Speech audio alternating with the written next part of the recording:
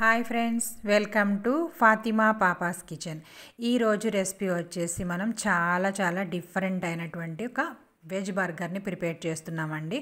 మనకి బర్గర్స్ అంటే డామినోస్ కానీ, లేదంటే మెక్డొనాల్డ్స్ కానీ, లేదంటే కేఎఫ్సి లాంటివి అక్కడికి వెళ్ళి కొంచెం ఎక్స్పెన్సివ్గా పెట్టి అక్కడ మనం ఈ ఐటమ్స్ తింటూ ఉంటాం. కానీ కొంచెం ఓపిక చేసుకొని ఇంట్లో చేసుకున్నట్లయితే హైజీనిక్ ఉంటుంది. ఆ తర్వాత అంత ఎక్కువ ఖర్చు అవ్వకుండా హ్యాపీగా ఇంట్లోనే ఒక మంచి ఫుడ్ని తిన్నవాళ్ళం అవుతాం అన్నమాట. సో ఇంకెందుకు ఆలస్యం, మొదలు పెడదాం. దీనికోసం నేను ఆలుగడ్డలు, బంగాళదుంపలు ఒక 700 గ్రామ్స్ తీసుకొని మొత్తం స్కిన్ తీసేసి శుభ్రంగా కడుక్కొని పీసెస్ చేసి ఇలా కొంచెం వాటర్ పోసి 3-4 విజిల్స్కి పెట్టేయాలి. ఆ తర్వాత ఒక ప్యాన్ పెట్టుకొని ఇప్పుడు దాంట్లో ఒక టేబుల్ స్పూన్ ఆయిల్ వేసుకోవాలి. ఆయిల్ వేసుకున్న తర్వాత ఒక 3 ఉల్లిపాయల్ని బరకగా గ్రైండ్ చేసుకోవాలి. బరకగా గ్రైండ్ చేసుకొని ఆ గ్రైండ్ చేసుకున్న ఉల్లిపాయ ముద్దని ఈ ఆయిల్లో వేసి వేయించుకోవాలి. ఇది కొంచెం వేగిన తర్వాత కొన్ని ఇంగ్రీడియంట్స్ అనేవి కలపాలి. అయితే దీంట్లో వెజ్ బర్గర్స్ ఉంటాయి, నాన్ వెజ్ బర్గర్స్ ఉంటాయండి. మనం మధ్యలో పెట్టే ప్యాటీస్ వెజ్తో అయినా ప్రిపేర్ చేసుకోవచ్చు, నాన్ వెజ్తోనైనా ప్రిపేర్ చేసుకోవచ్చు. నేను ఈరోజు చేసేది veg burger. So veg burger కాబట్టి ఆలుగడ్డలు తర్వాత పచ్చి బఠానీలు వేసి ప్రిపేర్ చేస్తానన్నమాట. టిక్కీలా ప్రిపేర్ చేసుకోవాలి. అయితే ఈ ఉల్లిపాయలు అనేవి కొంచెం రెడిష్ కలర్ వచ్చిన తర్వాత దీంట్లో కొన్ని ఇంగ్రీడియంట్స్ అనేవి యాడ్ చేయాలి.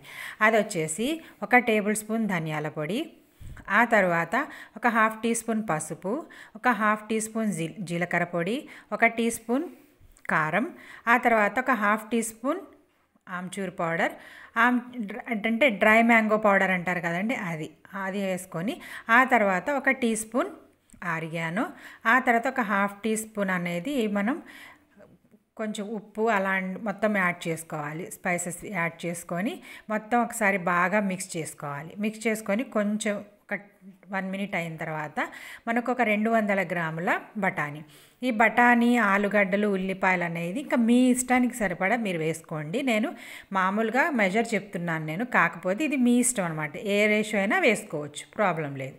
సో ఇలా మొత్తం ఒకసారి బాగా కలుపుకొని ఈలోపు మనకు అంటే బంగాళదుంపలు కూడా బాయిల్ అయిపోయాయండి.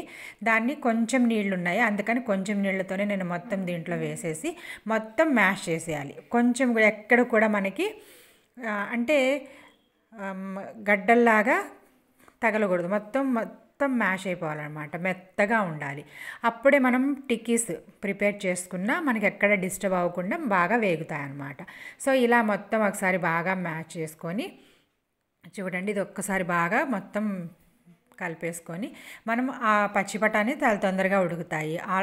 ఆల్రెడీ మనం ఆనియన్స్ని ఫ్రై చేసాము, ఆలుగడ్డలు అనేవి ఆల్రెడీ బాయిల్ అయిపోయాయి. సో మనం ఒకసారి బాగా మొత్తం మిక్స్ చేసుకొని ఆ తర్వాత ఇప్పుడు దీన్ని మొత్తాన్ని అంటే ఆ నీళ్ళన్నీ ఇంకిపోయే అందరికి మనకి ఎట్లా ఉండాలంటే కొంచెం టిక్కీస్ ప్రిపేర్ చేసేంత కన్సిస్టెన్సీ వరకు మనం ఉడికించుకోవాలి దీన్ని. అంటే వాటర్ మొత్తం ఇంకిపోవాలి. అలా ఇంకిపోయిన తర్వాత ఒకసారి మొత్తం ఇలా ఇంకిపోయాయి అనుకున్న టైంలో స్టవ్ బంద్ చేసేసి చల్లార్చడానికి పక్కన పెట్టేయాలి. ఆ తర్వాత ఒక 100 గ్రాముల మైదాని తీసుకొని ఒక బౌల్లో కొంచెం నీళ్లు పోసుకుంటూ స్లరీలా, అంటే ఎక్కువగా పలుచగా కాకుండా బాగా థిక్గా కాకుండా మధ్యస్థంగా ఒక స్లరీ లాగా మనం దీన్ని ప్రిపేర్ చేసుకోవాలి.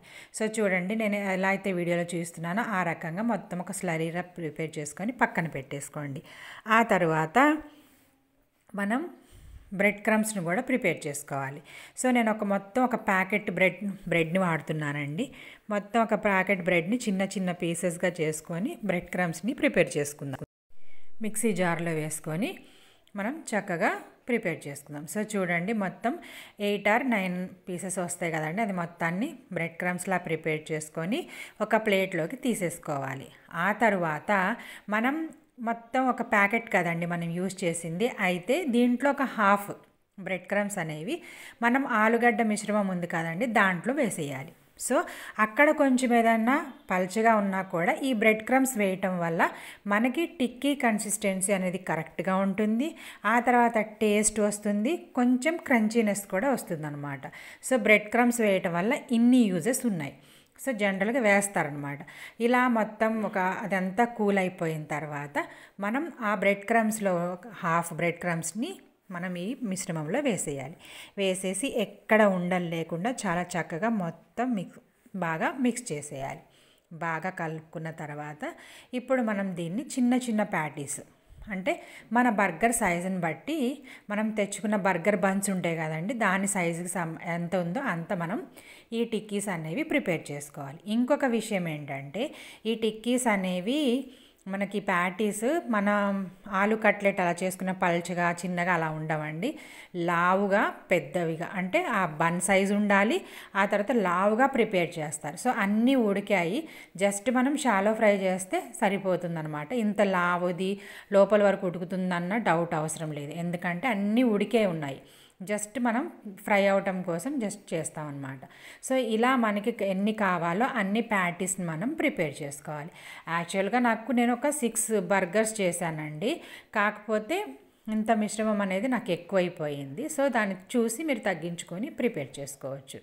అలా మనం ఎంత కావాలంటే అంత మనం మిశ్రమాన్ని ప్రిపేర్ చేసుకొని ఇలా లావుగా ప్యాటీస్ని ప్రిపేర్ చేసి మనకి ఎన్ని కావాలో అన్నీ పక్కన పెట్టేసుకోవాలి. పక్కన పెట్టేసుకున్న తర్వాత చూడండి, ఇలా ప్రిపేర్ చేసి పక్కన పెట్టేసుకొని మనం ఆల్రెడీ మైదా పిండి, స్లరీ, ఆ తర్వాత బ్రెడ్ క్రమ్స్ రెండు ఎందుకు కలుపుకున్నానంటే ఇప్పుడు ఈ స్లరీలో ఆ ప్యాటీస్ని ముంచి బ్రెడ్ క్రమ్స్లో మొత్తం బాగా కోట్ చేసి ఆ తర్వాత మనం దీన్ని షాలో ఫ్రై చేయాలి.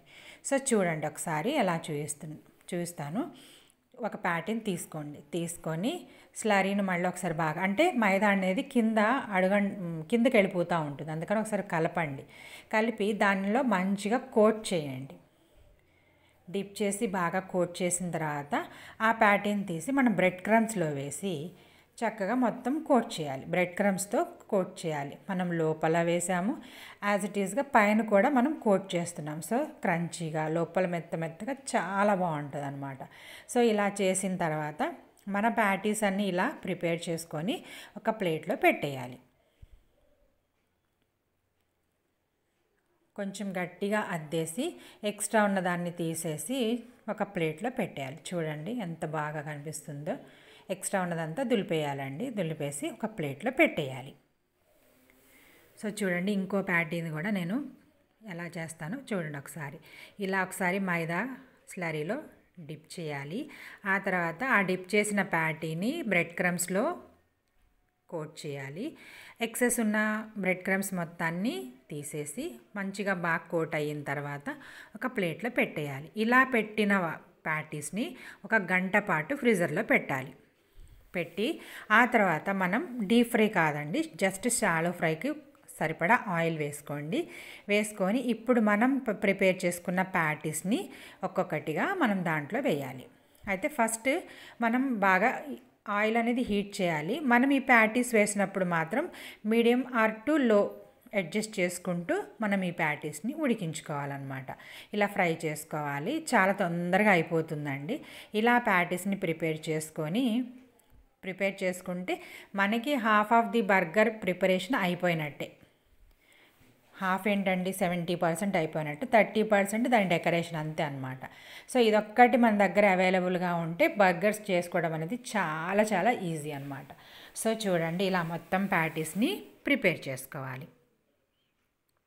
ప్రిపేర్ చేసుకున్న తర్వాత ఇప్పుడు మనం బర్గర్ని ఎలా చేయాలో చూద్దాం. ఒక బౌల్ తీసుకొని మయోనీస్ దొరుకుతుందండి, బయట మార్కెట్లో దొరుకుతుంది. అలాగే నేను ఇంట్లో ఎలా చేయాలో కూడా చూపించానండి, ఆ లింక్ ఒకసారి చెక్ చేసుకోండి. మయోనీస్ అనేది నేను మయోనీస్ చేశాను, టమాటో కెచప్ కూడా నేను వీడియో పెట్టానండి, 2 కూడా చెక్ చేసుకోండి ఒకసారి. సో మయోనీస్ అనేది, ఇంకా మయోనీస్ మనం ఒక 2 టేబుల్ స్పూన్లు వేసామనుకోండి, కెచప్ కూడా 2 టేబుల్ స్పూన్లు వేయాలి. అప్పుడే మనకి మయోనీస్ కెచప్ అనేది ఈక్వల్ రేషియోలో ఉంటే చక్కగా మొత్తం బాగా మిక్స్ చేసిన తర్వాత మిక్స్ అయిపోయి ఒక డిఫరెంట్ టేస్ట్తో మంచి టేస్ట్ని ఇస్తుంది అనమాట. సో మొత్తం మనం అది 2 టేబుల్ స్పూన్లు అయితే ఇది ఒక 2 టేబుల్ స్పూన్లు తీసుకొని మొత్తం బాగా ఇది ఇప్పుడు కెచప్తో మనం కలుపుతున్నాం కాబట్టి కెచప్ మయోనీస్ అవుతుందన్నమాట. సో టమాటో కెచప్ మయోనీస్ అవుతుంది. సో కలర్ కూడా చేంజ్ అయింది చూసారా. ఇలా కలుపుకొని పక్కకు పెట్టేసుకోండి. ఆ తర్వాత మనం ఆనియన్స్, టమాటోస్ స్లైసెస్లా కట్ చేసుకొని పెట్టుకోవాలి. మీకు ఇష్టపడితే కీరా కూడా వేసుకోవచ్చండి. దీన్ని బర్గర్ బన్ అంటారు. పైన మనకి సెసమీ సీడ్స్, నువ్వులు ఉంటాయండి, అదే మనకి సింబల్. దీన్ని బర్గర్ బన్స్ అంటారు. కొంచెం లావుగా అలా ఉంటాయి అన్నమాట. కింద బేస్ ఫ్లాట్గా ఉండి పైన బన్లాగా వచ్చి బాగుంటాయి అన్నమాట. ఇలా హాఫ్ చేసుకోవాలి. ఆ బన్ని హాఫ్ చేసుకొని ఇప్పుడు దీన్ని పై భాగాన్ని పక్కన పెట్టేసి కింద లేయర్ని మాత్రం మనం ఆల్రెడీ కెచప్ మయోనీస్ ప్రిపేర్ చేసుకున్నాం కదండి, దాన్ని ఒకసారి అప్లై చేయండి. ఈ కెచప్ మయోనీస్ అంటే మయోనీస్ కెచప్ అనేది కింద ఎంత రాయాలనేది ఇంకా మీ టేస్ట్ అండి. మీకు ఎక్కువగా ఇష్టపడితే ఎక్కువ అప్లై చేసుకోవచ్చు, లేదంటే తక్కువ అప్లై చేసుకోవచ్చు. ఆ తర్వాత యాక్చువల్గా క్యాబేజ్ని లెట్యూస్ అని వేరేది దొరుకుతుందండి, అది పెడతారు. మనకి ఇంట్లో ఉండేది మనం ప్రిపేర్ చేసుకోవాలి కాబట్టి, మనం దేశీ తడకాలో చేస్తున్నాం కాబట్టి మనం ఒక క్యాబేజ్ ఆకుని పెట్టుకొని ఆ తర్వాత దానిపైన ప్యాటీని పెట్టి మనం ప్రిపేర్ చేసుకున్న ప్యాటీని పెట్టుకొని ఆ తర్వాత దీనిపైన 2 టమాటోస్ ఇంకా డెకరేషన్ టమాటోస్ ఉల్లిపాయలు ఇలా స్లైసెస్ పెట్టేసుకొని ఇది కింద పడిపోతుందని యాక్చువల్గా అలా చేశానండి. యాక్చువల్గా మొత్తం స్లైస్ పెట్టాలన్నమాట. ఇలా పెట్టేసుకొని ఆ తర్వాత మనం పైన ఆల్రెడీ కవర్ అయింది. మీకు ఇష్టపడితే దీనిపైన చీజ్ స్లైసెస్ దొరుకుతాయి కదండి, అది కూడా వేసుకోవచ్చు. ఇప్పుడైతే చాలామంది వేస్తున్నారు, యాక్చువల్ రెసిపీకి అయితే చీజ్ అనేది వేయరు. సో యాక్చువల్ రెసిపీ ఇది. మీకు ఇష్టపడితే పైన ఇప్పుడు మళ్ళీ వేస్తున్నారు, చీజ్ స్లైసెస్ అనేవి వేస్తున్నారు. సో ఇలా మొత్తం మనం పైన భాగానికి కూడా కెచప్ మాయో అప్లై చేసేసి ఇలా పెట్టేసి సర్వ్ చేసుకోవడమేనండి. చాలా చాలా బాగుంటుంది. మన స్టైల్లో అంటే మన ఇంట్లో ప్రిపేర్ చేసుకుంటున్నాం కాబట్టి హెల్దీ కూడా. సో మనకి బయట లుక్ అంటే KFC style, dominoes, McDonald's look రావాలంటే కొన్ని ఫ్రెంచ్ ఫ్రైస్, ఆ తర్వాత ఒక డ్రింక్ పెట్టుకోండి. హ్యాపీగా అసలు మనం ఎక్కడికి వెళ్ళకుండా ఎక్కువ ఖర్చుతో పని లేకుండా హ్యాపీగా ఇంట్లోనే మనకి కేఎఫ్సి, మెక్డొనాల్డ్స్, డామినోస్ స్టైల్లో మనం ఎంజాయ్ చేయొచ్చు అనమాట. సో ఇంకెందుకు ఆలస్యం, ఈ రెసిపీ కనుక మీకు నచ్చినట్లయితే లైక్ చేయండి, ఫ్రెండ్స్కి రిలేటివ్స్కి షేర్ చేయండి. అలాగే కొత్త unique, tasty, healthy, quick recipes కోసం మా ఛానల్ని తప్పకుండా సబ్స్క్రైబ్ చేసుకోండి. Thanks for watching.